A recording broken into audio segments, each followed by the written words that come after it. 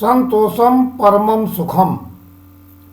मनुष्य के सारे जीवन का सार ही है संतोष। संतोष मानव जीवन में यदि आया तो जीवन धन्य हो गया। मानव जीवन बड़ी तपस्या से प्राप्त हुआ है। मनुष्य के जीवन का उपहार ही है संतोष। यदि मनुष्य में संतोष नहीं है तो उसका जीवन कभी सुखमय नहीं हो सकता। मनुष्य की जिज्ञासा कभी समाप्त नहीं होती, और जब जिज्ञासा समाप्त नहीं होती तो बन जाता है एक लालची मानव। ऐसा मनुष्य कुछ न कुछ पाने के लिए कुछ भी कर सकने को तैयार रहता है। नाना प्रकार की इच्छाएं जागृत करता रहता है और अपने मन को चारों दिशाओं में घुमाता रहता है। कहीं से भी कुछ प्राप्त हो जाए, चाहे वह मिले या न मिले। यदि मिल गई तो तत्काल दूसरी इच्छा मन में पाल लेता है, और न मिली तो पाने के लिए व्याकुल हो जाता है, परेशान हो जाता है।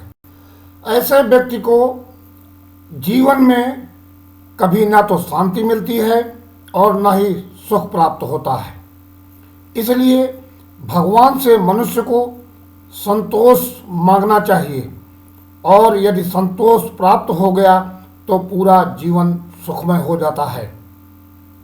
इस कलयुग में, कलयुग की सभा में सभी ग्रह देवी देवता सभी बैठे हुए थे। तभी इतवार खड़ा हुआ, बोला, हे प्रभु, मैं आपके अब इस सभा में रहना नहीं चाहता। प्रभु बोले, क्यों? बोला, इस कलयुग में किसी को किसी के ऊपर एतबार नहीं है, इसलिए इतवार की क्या जरूरत है। फिर सोमवार खड़ा हुआ, बोला, प्रभु, मैं भी आपकी सभा में नहीं रहना चाहता। बोले, भाई, आप क्यों नहीं रहना चाहते? बोला, जब मनुष्य के ऊपर एतबार नहीं होगा तो भगवान का सुमिरन कौन करेगा। बड़ी विडंबना है। मंगलवार खड़ा हुआ और बोला, प्रभु, मैं भी आपकी सभा से जाना चाहता हूँ। बोला, आप क्यों जाना चाहते हैं?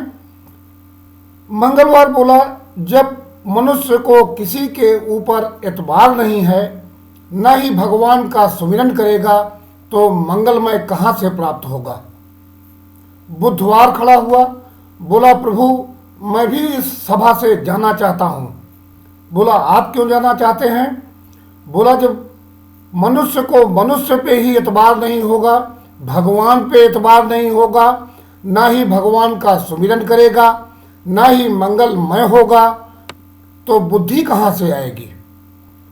गुरुवार खड़ा हुआ, बोला, प्रभु, मैं भी नहीं रहूँगा आपकी सभा में। बोले, भाई, सब लोग जा ही रहे हैं तो सभा में रहेगा कौन? तो बोला, गुरुवार, आप क्यों नहीं रहेंगे गुरुवार? बोला, जब किसी को एतबार नहीं होगा, ना ही कोई सुमिरन करेगा, ना ही मंगलमय होगा, ना ही बुद्धि होगी, तो गुरु की पूजा कौन करेगा। शुक्रवार खड़ा हुआ, बोला, प्रभु, मैं भी आपकी इस सभा में नहीं रहूँगा। बोला, आप क्यों नहीं रहेंगे?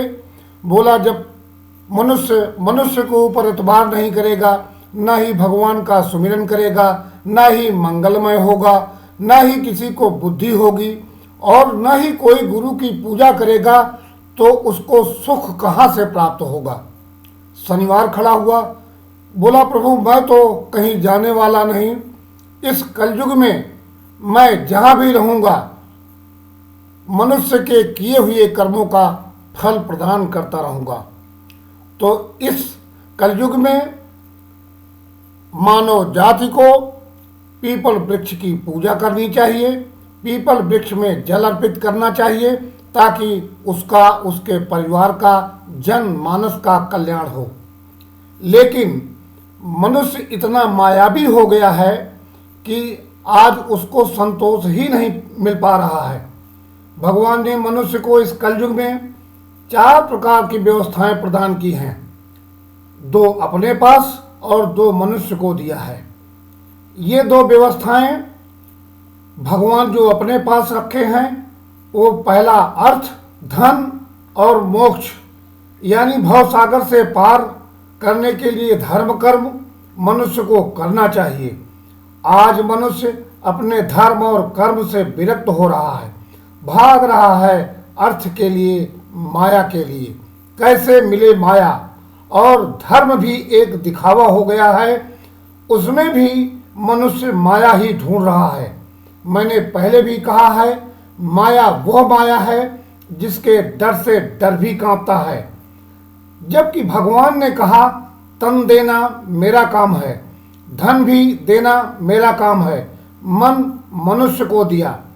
यदि मनुष्य ने मन ईश्वर में लगाया तो वास्तव में ईश्वर की प्राप्ति हो गई। यदि मनुष्य माया में लगाया तो मनुष्य माया में फंसकर संतोष से विरक्त हो गया।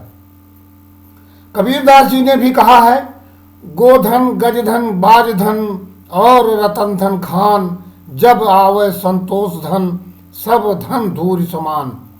इसी प्रकार हमारे रामचरितमानस के रचयिता प्रभु श्री गोस्वामी तुलसीदास जी ने रामचरितमानस में एक चौपाई लिखी है, बिनु संतोष न काम न साही, काम अछत सुख सपनों नाही। बिना संतोष के मनुष्य के इच्छा का नाश नहीं हो सकता। इच्छाएं जब तक विद्यमान रहेंगी, मनुष्य इच्छाएं जब तक पालता रहेगा, स्वप्न में भी संतोष नहीं प्राप्त हो सकता है। संतोष के बिना किसी भी मानव को कभी आराम विश्राम नहीं प्राप्त हो सकता, चाहे वह कृत्रिम संतोष हो या सहज संतोष हो। अतः मनुष्य को कामना से परे, मोह लोभ क्रोध का त्याग कर मन को ईश्वर में लगाना चाहिए। ईश्वर जो कर रहा है अच्छा कर रहा है, जो करेगा वो अच्छा ही होगा। संतोष करें, इच्छाएं पालना त्याग दें, संतोष और विश्वास के पहिए पर चलें। ईर्ष्या का अपने आप अंत हो जाएगा और मिलेगा जीवन में आनंद। मैं हूं पंडित टीपी त्रिपाठी। कथा के बारे में कमेंट करें, अपने सांसारिक जीवन में उतारें, कल्याण होगा। जय श्री राम।